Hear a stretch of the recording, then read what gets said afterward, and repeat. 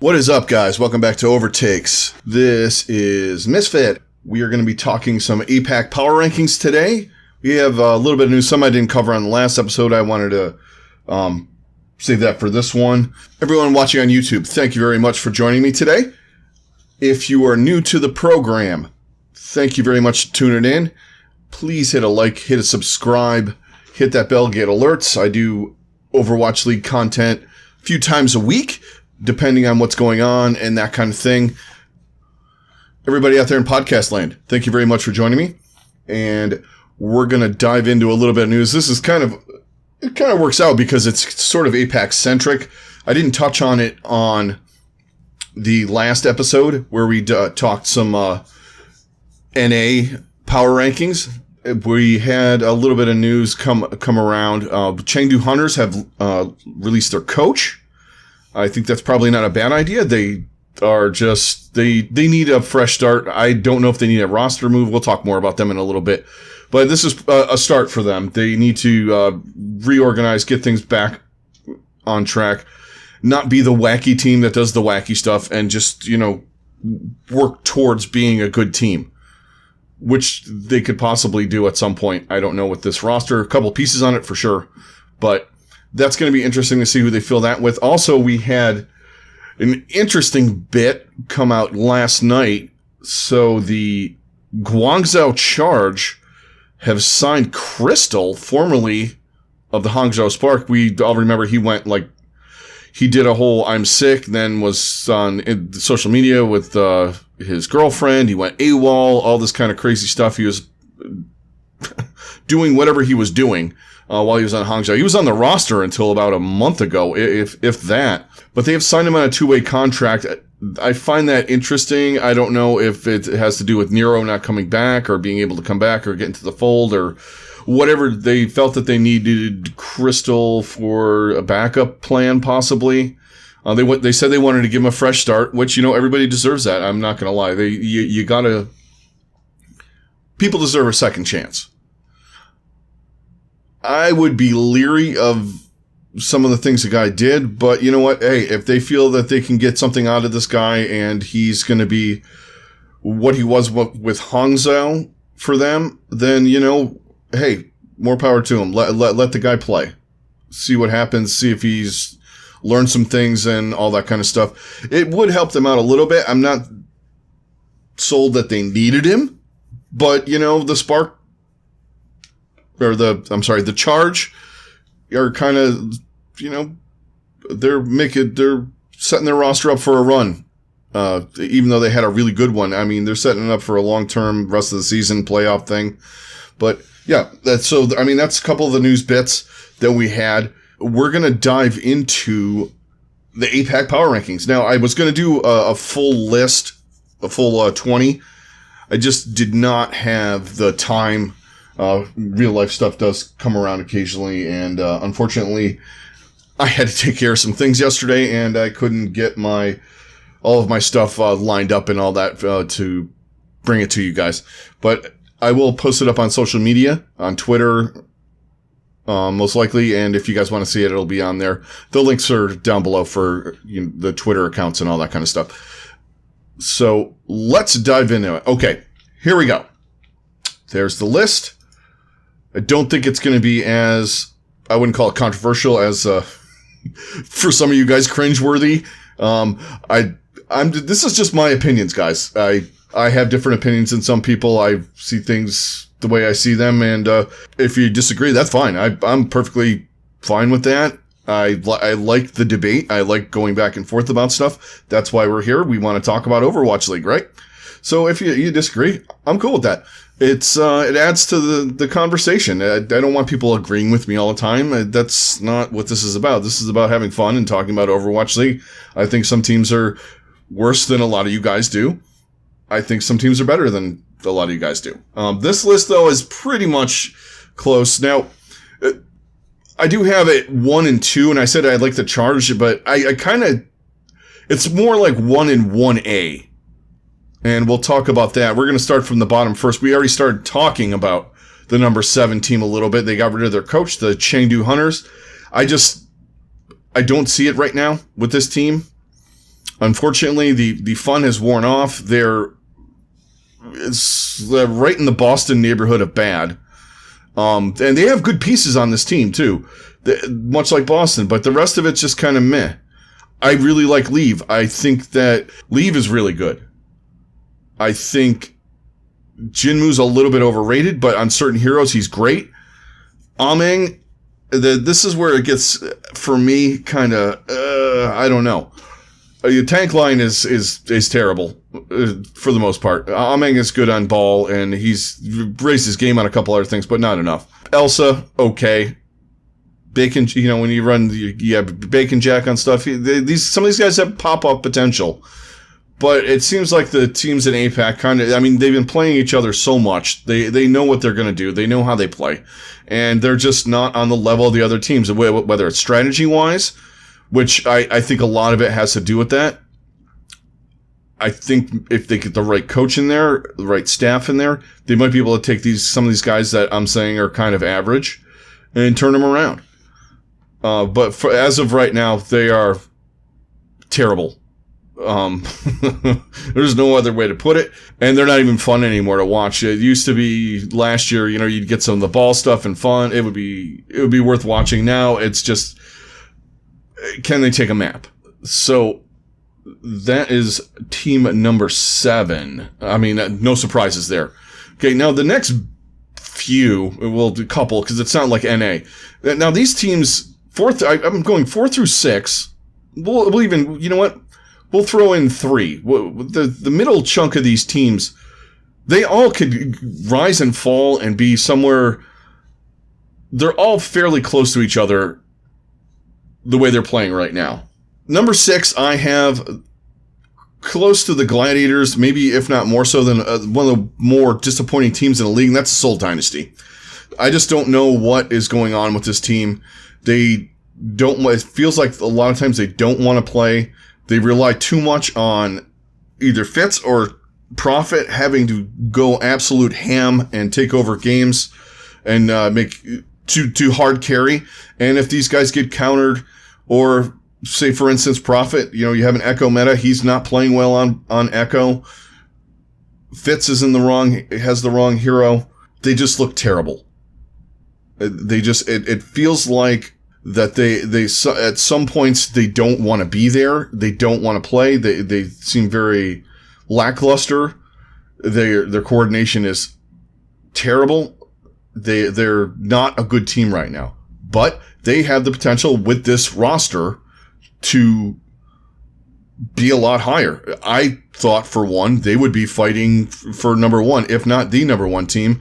Obviously, this is before New York came and London came into the fold, when we just had back when COVID was taking over, and we just had this what was it, 4 or 5 teams in APAC. But I just don't like where this has gone for them. I think they could turn around, but I don't know if there's enough time. You have a decent meta for them, but I just don't see it right now. So I have them at 6. But like I said, they have the potential. The next team on the list also has the potential, but it's been very disappointing as well, and that's a Hangzhou Spark.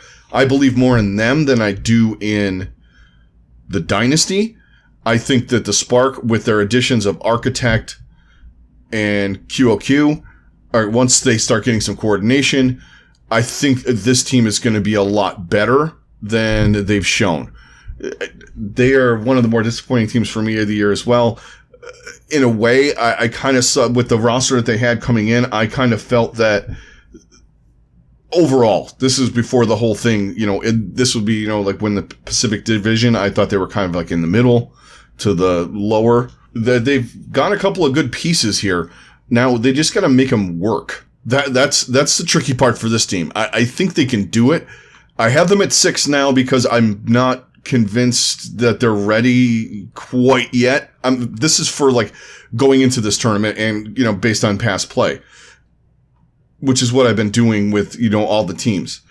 It's not to say that coming out of this, I could have a totally different outlook. In NA, I had Dallas at 4 or 5 last for the summer showdown, and I have them at 12 now. It could change again. They could be at 3. I don't know. A lot of you think I'm crazy for where I put them. I'm just putting it on the fact of what's happened and what I think is going to happen. But Hangzhou could be a team that moves up. I am not convinced that they're as terrible as I once thought they were. I'd seen them play, but they got to get some stuff together. They got to get, they have a good meta. They have a architect, fantastic Genji player, with the way Genji's tuned. We're not going to see any changes coming up here. I like their tank line. I think it's good. I think Gushui is proved that he can play, more than just Monkey. I think he's playing decently. I think once him and QOQ get their coordination down and stuff like that, I think they're going to be a lot better. And so I have them at 5 right now. And like I said, they could go up or down. But for this tournament, I have them, at least in the foreseeable future, at 5. I want to see them, improve. I think they can. I wouldn't be shocked if they made a little bit of noise in the tournament coming up, maybe win a game, and then, if they have to face Guangzhou or Shanghai. And that's the one thing about this is you don't have that. Well, you have the potential that you have the picking, and this team wants to pick you and all that. It's kind of just a set thing. Number one team gets the bye, and then the other teams kind of face each other in a normal tournament fashion.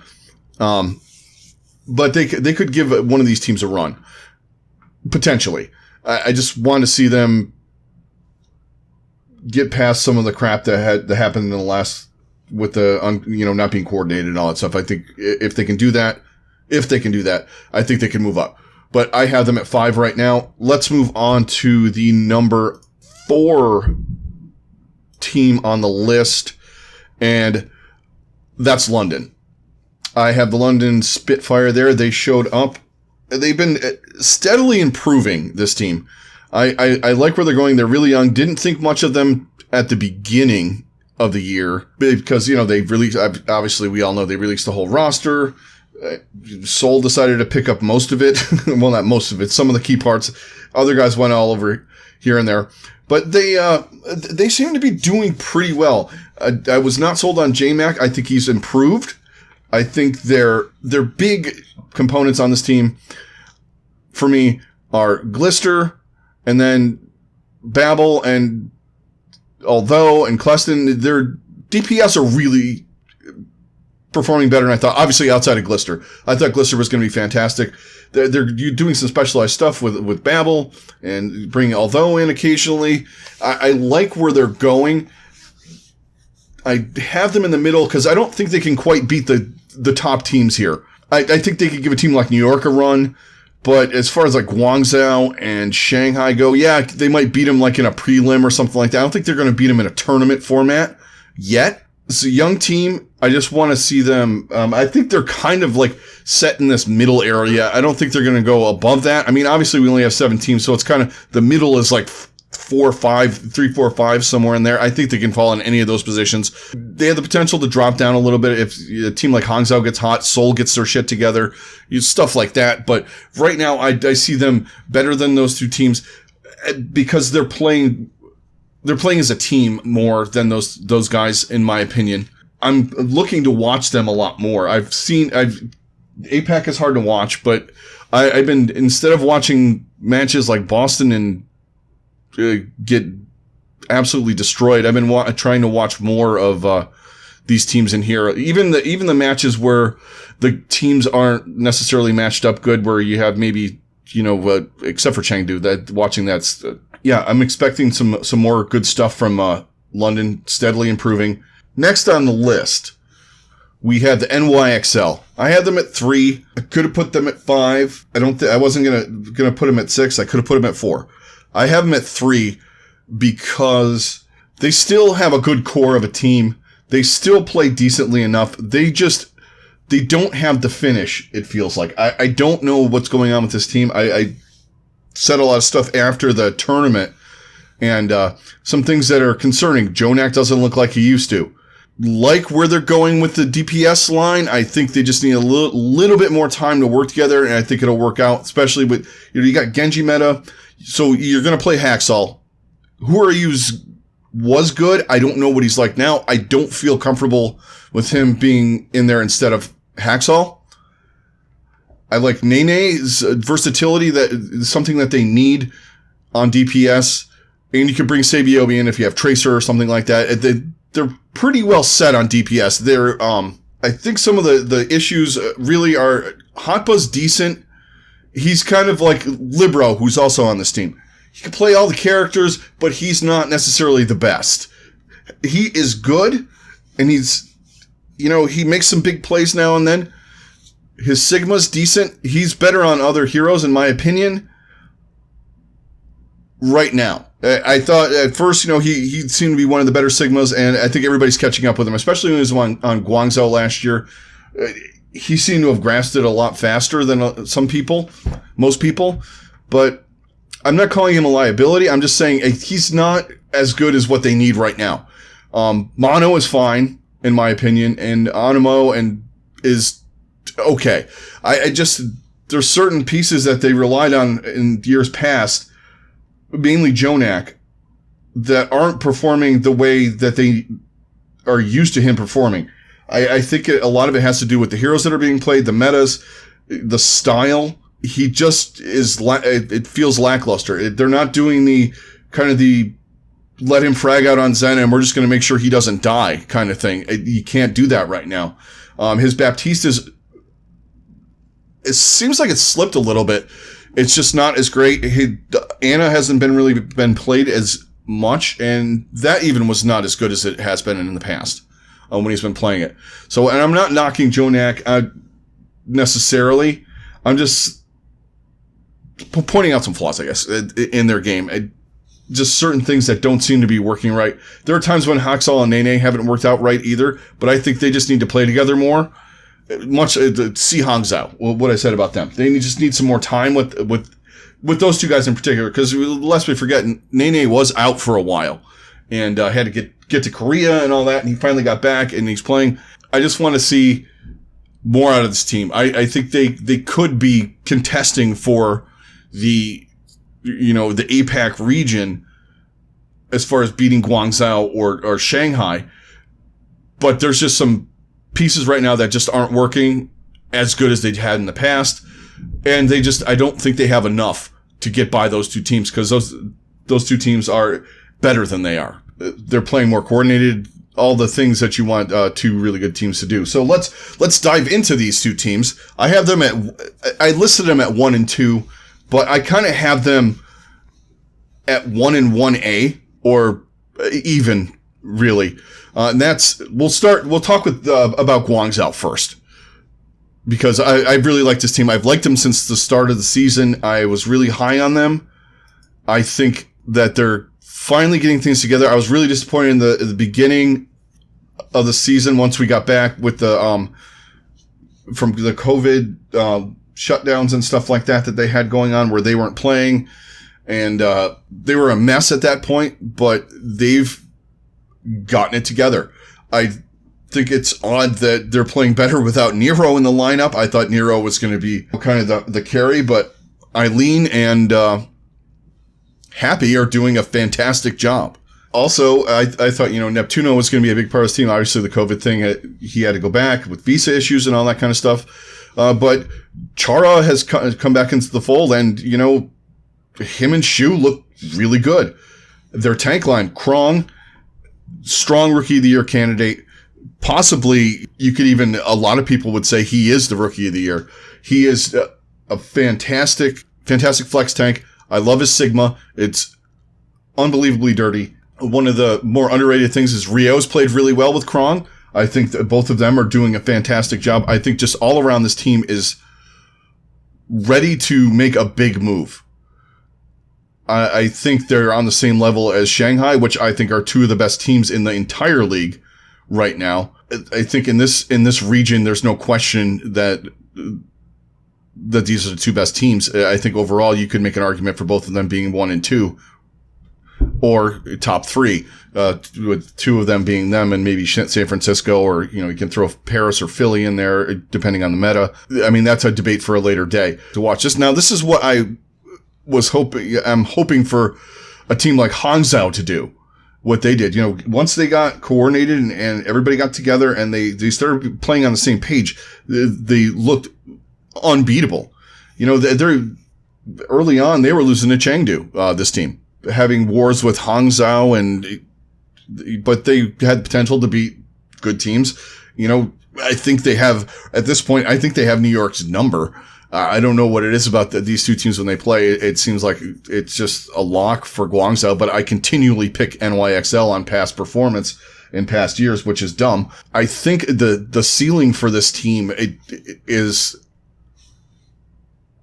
I don't think we've reached it yet. I don't think they will falter too much. I mean, in this, the only thing I could see them maybe is if New York got their shit together.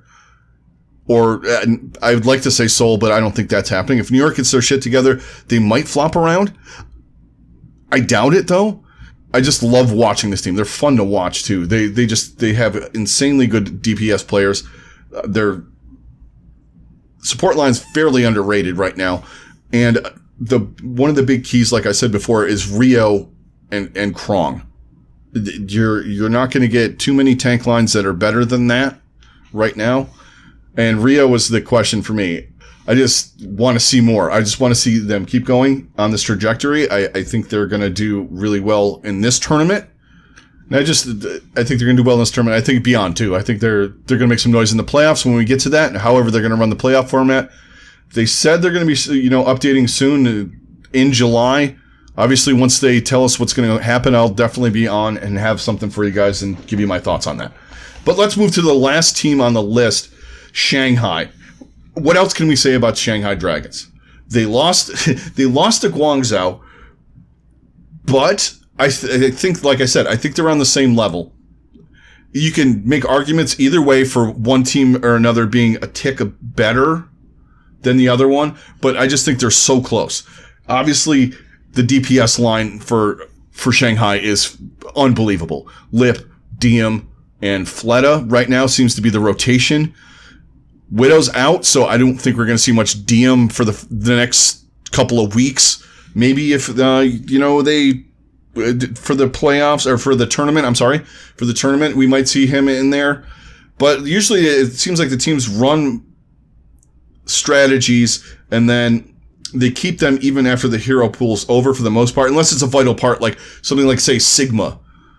They might go back to that double shield, or like we'll see Orisa come back in, especially, during the tournament. With Genji, right now, it just works the best. The halts and the dashes, Dragon Blades, all that kind of stuff. Halt in general is one of the best things in the entire game. We would probably won't, like I said, we probably won't see DM, but we'll see a lot of Lip and we'll see a lot of Fleta. They're not afraid to run different stuff. Sometimes I question it, but a lot of times it works. They like running Sombra occasionally. They'll run Fleta on different stuff. He can Genji, he can Pharah, he can, which you're not going to see, but he'll run some Tracer. He does the Mei stuff. Occasionally he'll run Sombra, not very often, but they like running different things with him, and he's versatile enough to do it. Lip is a Rookie of the Year candidate as well. I mean, some of these guys like Lip, they come in and I know last week a lot of people were like, oh, Lip wasn't in it. I don't know. But yeah, you got Diem to run the Widowmaker. Why not run, probably a top 3 Widow? But Lip is also another versatile player where you're going to run a lot of different things on. And he's going to he just tears people apart. It's fantastic to watch their DPS line. But one of the things that has happened is that solidified them is Fearless and Void. Probably, you could make the argument, best tank line in the league right now. It's close to some of the other ones. I mean, San Francisco's got a good tank rotation with Super Smurf and Choi. You have a couple of ones, like I said before. Guangzhou is really good. Even you could go to Philly with Sato's been playing decently with Fury. There's a lot of good places to go, but I think Fearless and Void are fantastic. And you can throw Stand 1 in there too. He's been playing really well for them. I just feel like their tank rotation is great. Also, their supports are also phenomenal. Li Gong and Izayaki most of the time. Then you throw in Luffy once in a while, not very often. But I like where this is going. They're not flawless. We're not going to get that crazy, but they have pieces like teams like San Francisco. And even if you get into Guangzhou, on their bench, they have Neptuno and Nero. I mean, right now they can't, I believe that they just got back. So I don't know if they're working in a fold or maybe they're just going to leave them be. But as far as Shanghai goes, I think you could put them up against any team in NA and it's quite potentially going to be a win. Even, it doesn't matter the meta with this team. Some of the teams in this region are a little meta dependent, not on the level of some of the teams in NA. Well, mostly because there's more teams, but a lot of teams in NA have to have specific metas where they're just fantastic at. Yeah, you could say that about a couple teams in here. New York, maybe Seoul. I think those teams are way better at certain metas than others.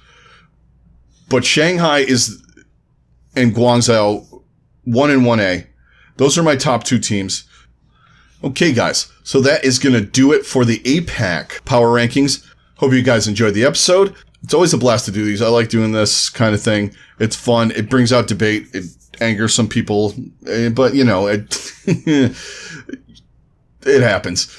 It's all in fun. I like doing it. So coming up in the next, at the end of the week, we're going to have our preview episode for the weekend where we have, be looking for that.